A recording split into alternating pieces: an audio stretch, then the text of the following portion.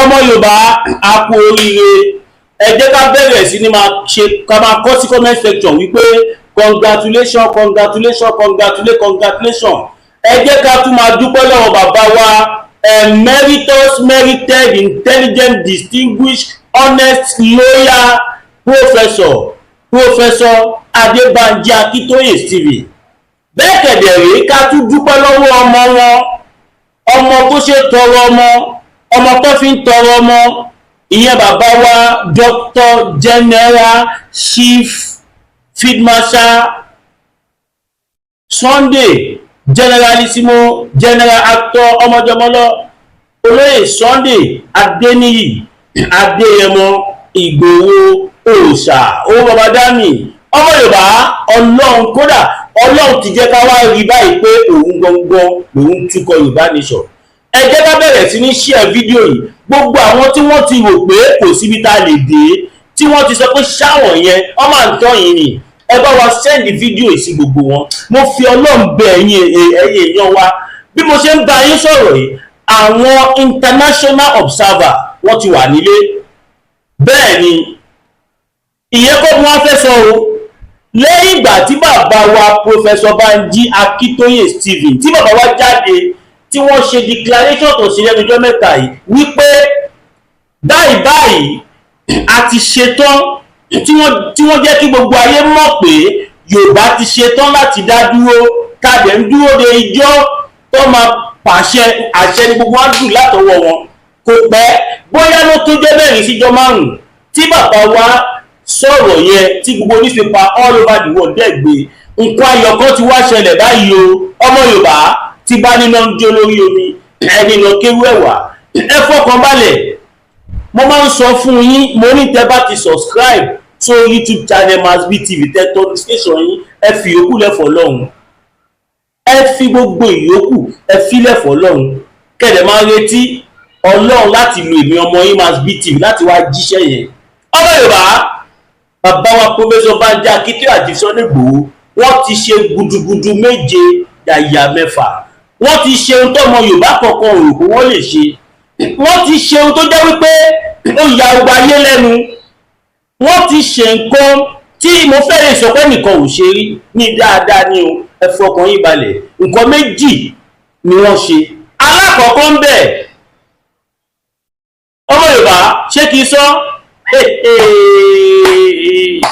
ibo làwọn olórí burúkú Fúlàní kàbá yìí, ibo ló fẹ́ fojú sí báyìí nísìnyí.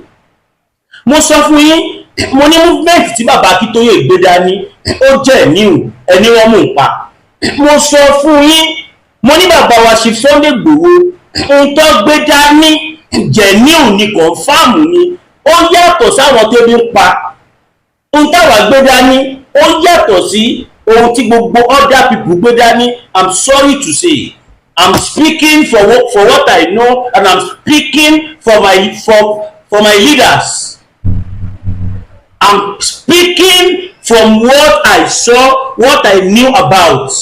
I'm talking about what is real. I'm talking from what I heard from our visible, accessible leaders. Tí ó ṣe àwọn leader tó jẹ́ wípé òjìji wọn lè máa wò. Tí ẹ bí òkú ni wọ́n ni, bí wọ́n wà láyé ni, bí ẹbọra ni wọ́n ni, bí wọ́n lọ wọ máàsì kan ni, nobody knew. Ṣùgbọ́n àwọn leader ti wọ́n wà accessible. Òun ló fà á tí wọ́n ṣe lè carry àwa along. Tó jẹ́ pé tí nǹkan bá ṣẹlẹ̀ báyìí, wọ́n á jẹ́ kí gbogbo àwa tá jẹ́ ọmọ wọn tí wọ́n dẹ̀ mọ̀ pé a gbé movement dání pẹ̀lú òótọ́, wọ́n máa jẹ́ kí gbogbo wa gbọ́ lẹ́sẹ̀kẹsẹ̀. Ọmọ Yorùbá ẹja bẹ̀rẹ̀ sí ní ṣàdúrà fún bàbá Akíntóyè. Ikú ò ní pa bàbá Akíntóyè. Ikú ò ní pa ọmọ Adéyẹmọ. Ikú ò ní pa àwa tá jẹ́ frontline media Yorùbá nation tá à ń ṣe tọkàntọkàn. Ikú ò ní pa wá. Ẹ̀yin tẹ́ wọ́n wò wá tó jẹ́ pé ẹ ti náwó, ẹ ti nára, bó tiẹ̀ jẹ́ pé 95% owó tẹ́ ná ọwọ́ àwọn jàgùdà páálí ọwọ́ wọn ló wà. Nígbà tá à ń sọ fún yín gbà yẹn kí bàbá Akíntóyè, bàbá yìí ṣiṣẹ́ gẹ́gẹ́ bọ́lá ń ṣe rán wọn ni, ẹni wọn là ń pa. Ẹ̀yin tẹ́ níwọ̀n ní blueprint, tẹ́ níwọ̀n wà recognize, ẹ súnmọ́ bíbá yìí. Ẹ bá mi send fídíò yìí sí gbogbo àwọn wèrè tí mò ń sọ̀rọ̀ wọn yìí. Ẹ lọ fọkàn yín balẹ̀. Now ohun tí mo fẹ́ sọ alákọ̀ọ́kọ́ ń bẹ̀ ni wípé àwọn United Nations wọ́n ti fún àwọn bàbá wa lápọ̀ìntmẹ́ǹt. Wọ́n ní kó máa bọ̀, kó wá dialogue, kó wá sọ, kó wá clear, kó wá sọ nǹkan tó fẹ́ officially. Lọ́pẹ́lọpẹ́ rẹ Olúwa, lọ́pẹ́lọpẹ́ rẹ Ọlọ́run, ayé ò bá yẹ̀yẹ́ wa, lọ́pẹ́lọpẹ́ rẹ. You are the Lord, that is your name.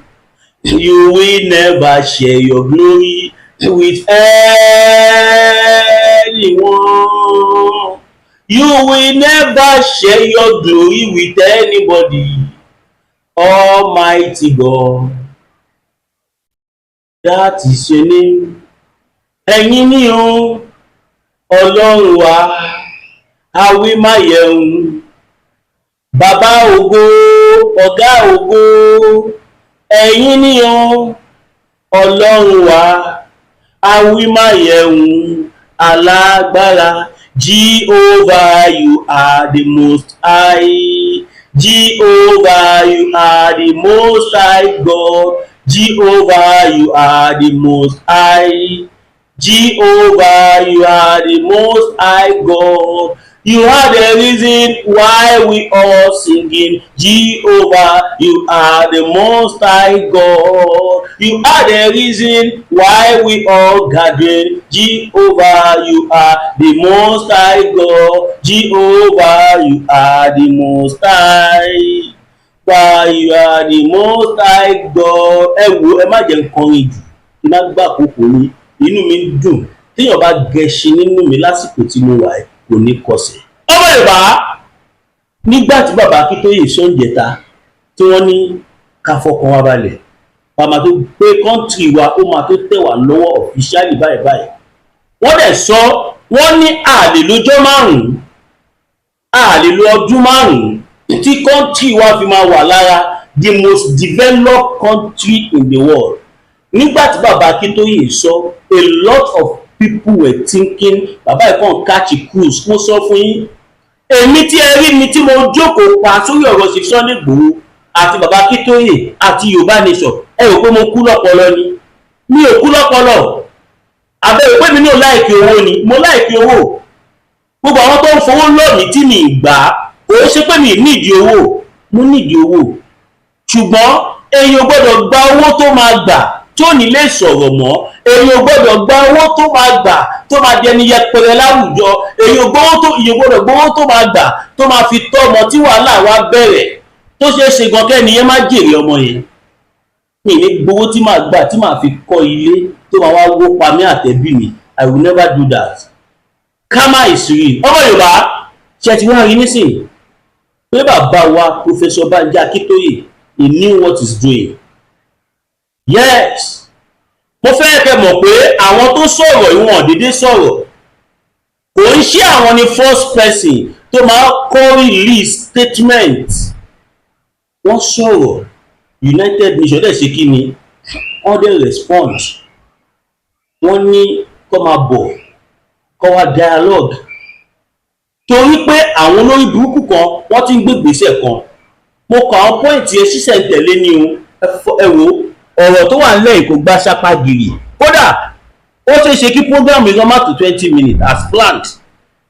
Now àwọn United Nations wọ́n ti ní káwọn bàbá wa máa bọ̀.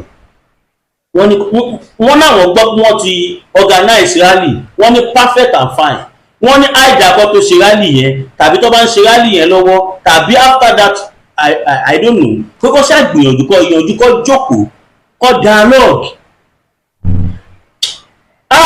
Ọmọ Yorùbá, ọ̀pọ̀lọpọ̀ ọmọ Yorùbá tó bá ń gbọ́rọ̀ yìí inú wọn máa dùn. Ibẹ̀dẹ̀ ní àwọn ọmọ àlè kan wọ́n ti máa sọ oríṣiríṣi ọ̀rọ̀ àlùfàǹsá nítorí pé wọn ò mọ̀ túmọ̀ self determination. Kódà gan ẹlòmíì gan wọ́n pé kọ́tà ń ṣe yìí pé is a criminal act. Ẹlòmíì gan wọ́n pé kọ́tà ń ṣe ìbò bófin mu. Torí ẹ̀ ló ṣe dáa téèyàn bá tiẹ̀ kàwé kéèyàn wà ní sọ̀ràǹdí àwọn tó kàwé.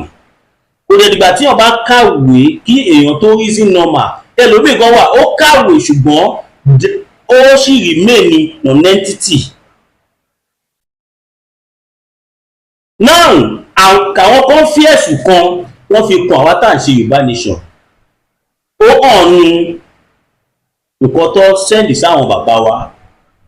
Àwọn kan kọ lẹ́tà, wọ́n petition wa, wọ́n ní à ń ṣiṣẹ́ fáwọn position ni. Bẹ́ẹ̀ ni wọ́n ní a ò nífẹ̀ẹ́ ìjọba tó wà ń ta.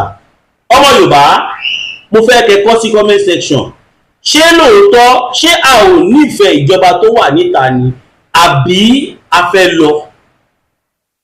Torí lára nǹkan tí wọ́n tẹnumọ́ tó jẹ́ kókó, wọ́n ní àwọn kan petition wa, wọ́n kọ lẹ́tà to United Nations pé kó má dá wa lóhùn, pé ìjà tá à ń jà is a tribal dispute. Wọ́n ní kó lọ wò ó pé àwọn Ọ̀yọ́ àtàwọn Ọ̀ṣun tí wọ́n ń bára wọn jà, pé kó lọ wò àwọn royal family ìyẹn ìjà. Now I get it.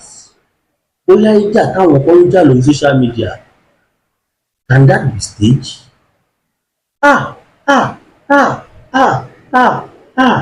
Mo fi Ọlọ́run búra mi ìlú lọ bẹ̀rẹ̀ tẹ́lẹ̀ o.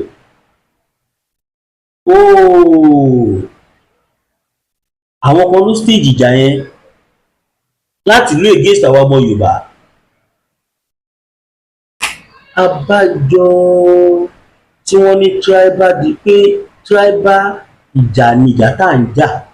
Àwọn kan ní religious issue ni, àwọn kan ní tribal issue ni, àwọn kan náà ń ṣiṣẹ́ fún àwọn opposition government tó wà ń tà ní.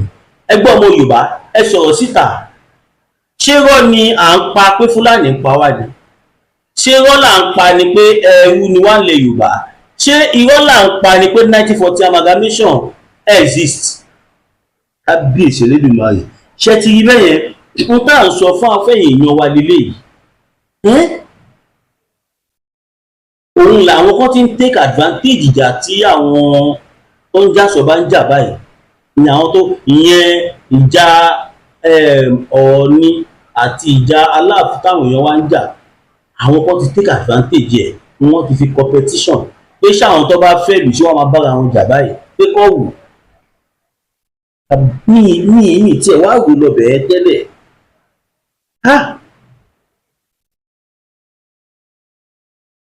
Àwọn United Nations ní whatever tá a bá fẹ́ ká wá, ká jọ jókòó, ká dialogue. Wọ́n dẹ̀ kọ àdírẹ́sì wọn síbẹ̀. A lot of things tí mo lè sọ síta ń bẹ̀ ni mò ń sọ yìí. Ìtí mi lè sọ mo jẹ́ kó wà nù mí. Kódà wọ́n sọ débi pé wọ́n ní kó wá convince àwọn pé gbogbo ọmọ Yorùbá ló fẹ́ òmìnira. Wọ́n dẹ̀ sọ àkàwábò tí ẹ tètè mọ̀ pọ̀ tí wọ́n observe wà nísìnyí báyìí. Àwọn ọmọ Yorùbá àfi ká tètè lọ gbáradì, ká bẹ̀rẹ̀ sí ní lọ sí ìgbèríko, ká lọ máa sọ fáwọn èèyàn wa tí wọ́n sí ní social media, so that tí any observer bá ń ṣe mọ̀ pé tó máa ṣe kinní yẹn, wọ́n máa ṣe bí statistic ni, débi pé tó bá bí èèyàn bí 5 million tó jẹ́ ọmọ Yorùbá, pé ṣe fẹ́ kí Nàìjíríà continue àbí ká fún ní regional system of government, either kẹ́ continue as one Nigeria tàbí ká fún ní regional system of government, tàbí ṣe fẹ́ military government, àbí ẹ kò fẹ́ jẹ́ ká yanjú ọ̀rọ̀ security kí Nàìjíríà dẹ̀ continue. Ọmọ Yorùbá, ẹ dáhùn àwọn ọ̀rọ̀ tí mo sọ yìí, because iṣẹ́ yìí ti di iṣẹ́ àjọṣe. Gbogbo ẹnu ni mo fi ń sọ fún yín wípé wọ́n ti observe ilẹ̀ Yorùbá báyìí. Ó yẹ kẹ́ mọ̀ pé bàbá wa Professor Banji Akíntóyè wọn kò ní déédéé jáde láti wá sọ fáwọn ọmọ Yorùbá pé àwọn ti rẹ́dì. Wọn ì tí ì sọ ìgbà tá a fẹ́ ṣe rálì, wọn ì tí ì sọ oṣù, wọn ì tí ì sọ ọjọ́, but èmi mọ̀ pé láìpẹ́ àwọn bàbá wa máa pàṣẹ látòkè. Tó bá dẹ̀ ti pàṣẹ ó ti tán, then we take over of our father's land. Ìjàpọ̀, self-determination is our right. We are entitled to our opinion.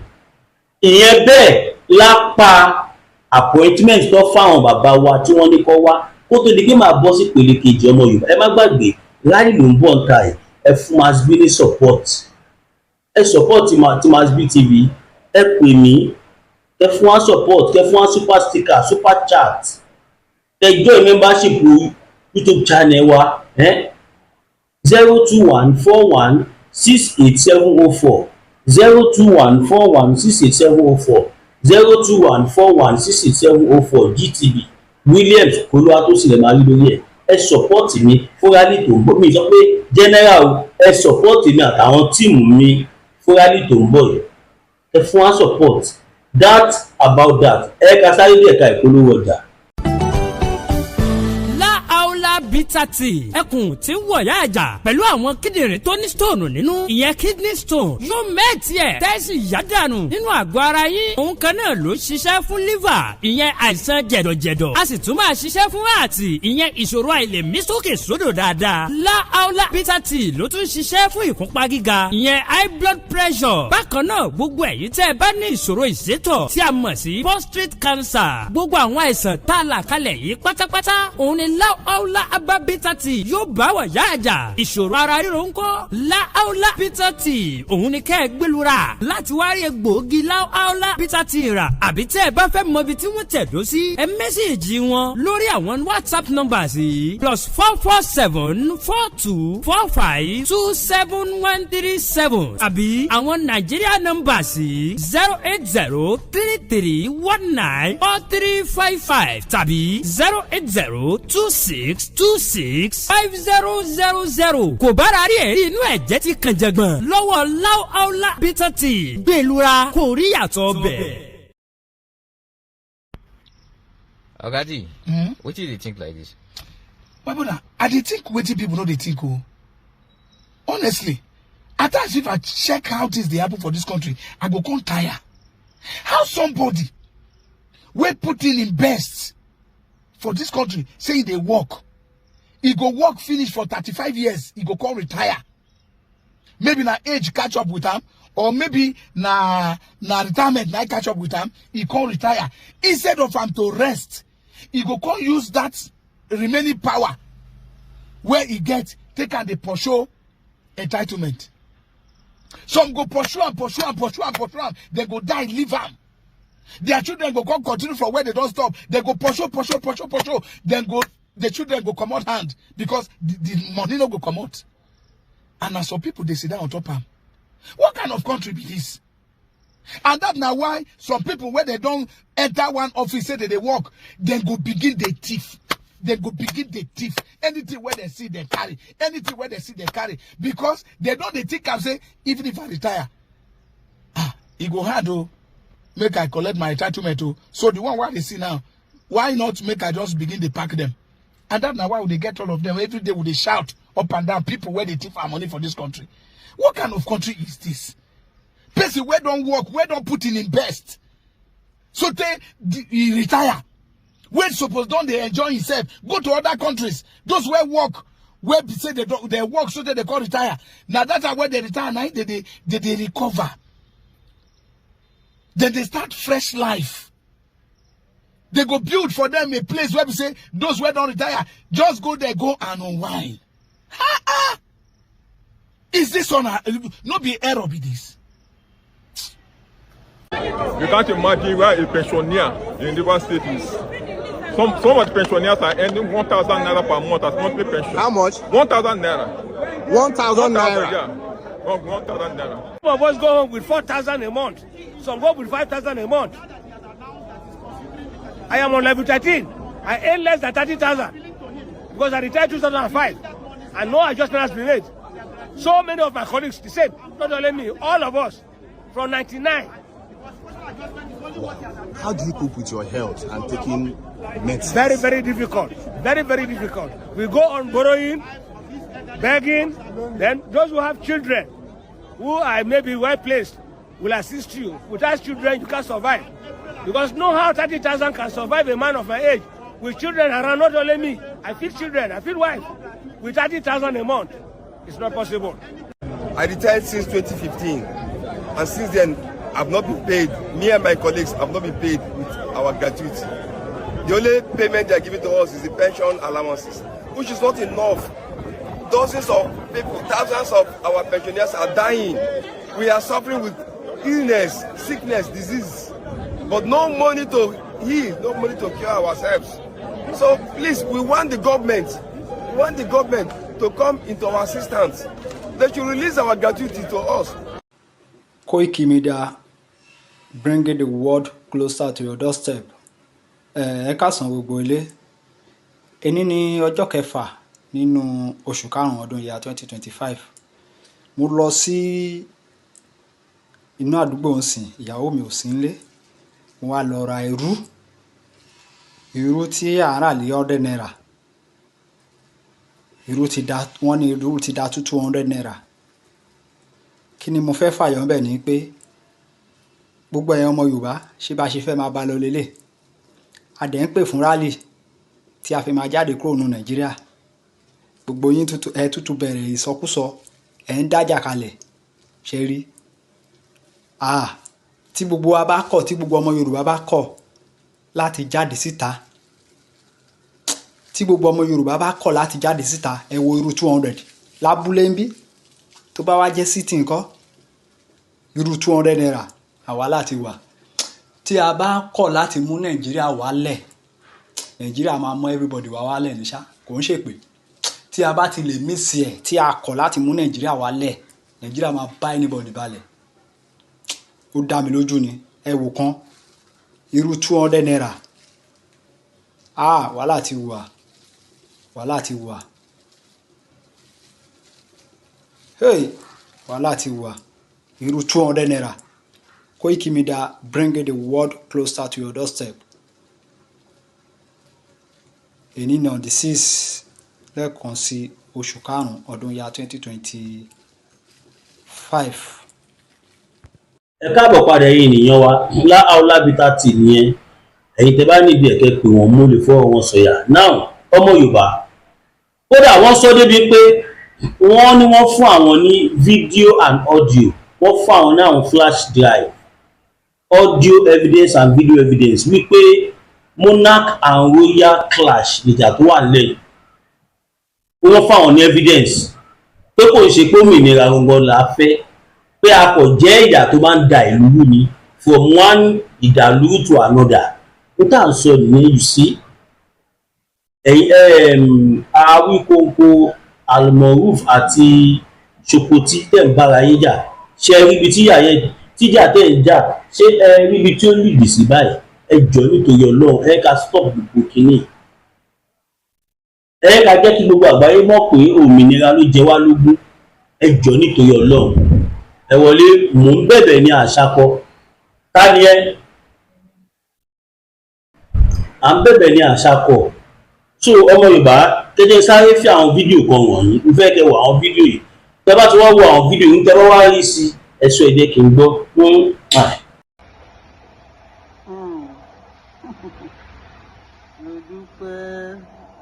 Dúpẹ́ wá tẹ́ finally. Ó tẹ́ pátápátá. Ó jábọ́ látòkè. Ó jábọ́ láti oúnjẹ after 1,000 plus steps tó jábọ́. Dúpẹ́ onítìrí. Sórí tí mo wá sọ fún ẹ pé mo ti ṣe fídíò kò download. Mo wá kàn wá fún ẹ short video. Tí tó bá like ara ẹ. Sórí àwọn tó wà ní Agodi àbí whatever jail tó wà ní Ìbàdàn yẹn. Bá wù ẹ́ kó lóò dá sí wọn wá gbà. Wọ́n ní kí ní sùúrù ti ní sùúrù ṣùgbọ́n ó dàgbò rò pé ọ̀dẹ̀ la ọmọ Yorùbá. Ó ń bá ọmọ Yorùbá sọ̀rọ̀ wípé ọmọ ọ̀dọ̀ ẹ̀ àwọn kábàásì àwọn ìjọ tẹjọ kóra yín tó sọ pé group àwọn tó ń pè tó ń dá ẹ lóhùn tó ní nọ́mbà ẹ tẹjọ ń sọ̀rọ̀ àwọn èèyàn ní group rẹ̀ ó ṣe group but àwọn tó ń bá ẹ sọ̀rọ̀ tẹjọ ń bára yín sọ̀rọ̀ lójoojúmọ́ group lọ́jọ́ sí ẹ. nǹkan kan bá ṣe àwọn tó wà nínú nínú sọ́ọ̀ yẹn wàá gbà wàá mọ̀ pé àwa kan wọ́n ń gbá lórí wa tí o rò pé ó lẹ́nu ọ̀rọ̀ ní ò lẹ́nu ọ̀rọ̀ ebi pin bí mo bá sọ̀rọ̀ ó ní ẹnu ọ̀rọ̀ torí pé ìyá ọlọ́mọ lèmi náà ó ṣé àwọn ọmọ ẹ lè wà níbi tí àwọn ọmọ ẹ lè wà níbẹ̀ kó sọ pé ò ní dá sí wọn nítorí pé wọ́n ti ṣẹ̀ ẹ́ wọ́n bá ti wọnú ẹ̀wọ̀n wọ́n ti ṣẹ̀ ẹ́ nìyẹn tó bá ti lọ sẹ́wọ̀n wọn ọ̀ṣẹ́ ìkà nìyẹn Dúpẹ́ Onítìrí Abíọ́lá ìkà nìyẹn wọ́n á sọ fún ẹ wọ́n pè mí lóòótọ́ náà pè wá pé ara àwọn kan ò yá mo dẹ̀ sọ fún wọn ní immediately mo ní ẹgbẹ́ àwọn ènìyàn lọ sí hospital kí a tẹ̀sáré dáwó ká kí a tẹ̀kẹ́ àwọn ṣé aláǹtí máa gba permission lọ́wọ́ ẹ̀ ní who are you Dúpẹ́ who are you mo sọ fún wọn lẹ́sẹ̀kẹsẹ̀